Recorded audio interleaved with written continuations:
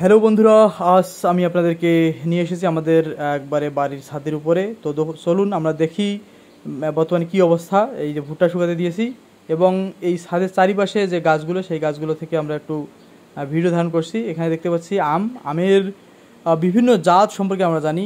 আমের বিভিন্ন জাত, বিশেষ করে আম্রপালি, খিরসাপাতি, কিউজাই, হাড়িভাঙ্গা, হ্যাঁ, এই ধরনের আম আছে, বেনানা। তো আমাদের এই গাছটি কী জাত এই মুহূর্তে আমার মনে নেই, কারণ এটা বাবা লাগিয়েছে। তো এই আমটি মূলত এবারে তৃতীয়বারের মতো আমাদের ফল দিয়েছে এবং খুবই সুন্দর, সুস্বাদু এবং মিষ্টি এই ফল, এই আম। এই গাছে থেকে এবারে মূলত এখানে দেখলাম যে 12টি আম ধরেছে। এই 12টি আম সেই এখন পর্যন্ত আছে। তো এই ভুট্টার ইংরেজি নাম হচ্ছে কর্ন। এটা ভুট্টা চাষকে কর্ন কালচার বলা হয় এবং এর বৈজ্ঞানিক নাম হচ্ছে জিয়ামেস। এবং এই দিকটাতে আমরা আর একটা ফলের গাছ লেবু দেখতে পাচ্ছি এবং এখানে ফলজ এবং ঔষধি গাছও আছে, আমাদের থানকুনি পাতা আছে, তুলসী গাছ আছে। তো এটা একটা 12মাসি লেবু। এই যে দেখা যাচ্ছে এখানে একটা কটক পড়ছে, এই এখানে লেবুগুলো ধরেছে। খুবই খুবই রসালো, অনেক রসালো একটি গাছ। তো বন্ধুরা, আমরা একটু আম নিয়ে কথা বলি।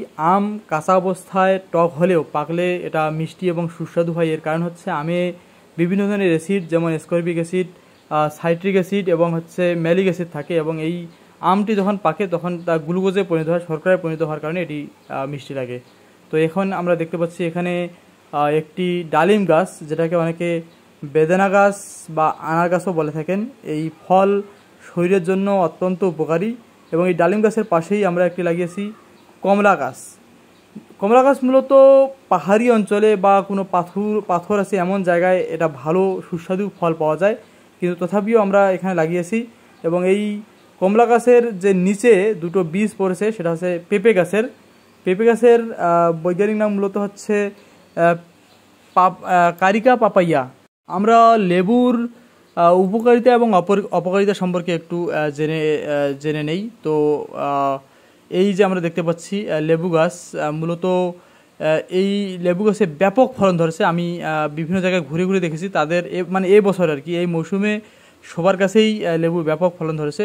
তো লেবুর উপকারিতা যদি আমরা জানি, তো সেই সম্পর্কে আমরা জানি যে লেবুতে প্রচুর পরিমাণে ভিটামিন সি আছে, অর্থাৎ ভিটামিন সি হচ্ছে ভিটামিন সি এর উৎস হচ্ছে এই লেবু গাছ এবং অক্সিডেন্টের উৎস হচ্ছে লেবু গাছ। হজমের জন্য এই লেবু ব্যাপক উপকারী। ওজন কমাতে এবং রক্ত পরিষ্কারক হিসেবে লেবু ব্যবহার করা হয়।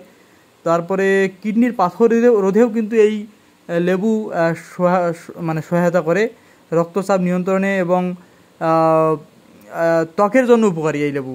এবং হালকা কিছু অপকারিতা আছে, অধিক মাত্রায় লেবু যদি আমরা খেয়ে থাকি তখন দেখা যায়। তবে এই যে আমরা দেখতেছি এখানে কিছু ডাঁটা শাকের, রাজশাহীর যে টাটুয়া ডাঁটা, সেই টাটুয়া ডাঁটার বীজ আমরা এখানে বপন করেছিলাম, এখন তা হয়েছে এবং মরিচগুলো শুকাতে দিয়েছি যাতে বর্ষাকালে এই শুকনা মরিচ আমরা খাইতে পারি। ভর্তা, আলুর ভর্তা বিশেষ করে এই মরিচগুলো, এরকম অনেক মরিচ আমরা শুকিয়েছি। এখানে আবারও দেখতে পাচ্ছি সেই লেবু গাছটি। এই লেবুর অপকারিতা, ত্বকের সমস্যা দেখা যায় মাঝে মাঝে। তো বন্ধুরা, আমরা এখন দেখতে পাচ্ছি এই যে এখানে সাইডে একবারে কিনারে, এটা হচ্ছে মূলত একটা কুল গাছ। এই কুল গাছটি মূলত ফুল বহুবার এসেছিল, কিন্তু ফল আমরা এখন পর্যন্ত খেতে পারিনি, কারণ এই গাছটি কিন্তু কলমটা ভেঙে গিয়েছে। কলম গাছটি ভেঙে গিয়েছে, আম গাছটি কিন্তু ভেঙে দেওয়ার পরও আমি রেখে দিয়েছি, কারণ প্রত্যেকটা জীবেরই বেঁচে থাকার অধিকার আছে। তারা আমাকে অক্সিজেন দিচ্ছে, কার্বন ডাইঅক্সাইড গ্রহণ করছে। এটি কলম গাছ নয়, এটি মূলত এখন আম গাছ আর কি। মূলত যে মাতৃ গাছ, সেই গাছটি এখন বিরাজমান, এর কলমটি ভেঙে গিয়েছে, মানে কৃত্রিম পদ্ধতিতে যে গাছটি। এবং এই পাখিগুলো উড়ে যাচ্ছে, আমরা দেখতে পাচ্ছি। ভালো থাকবেন, সুস্থ থাকবেন।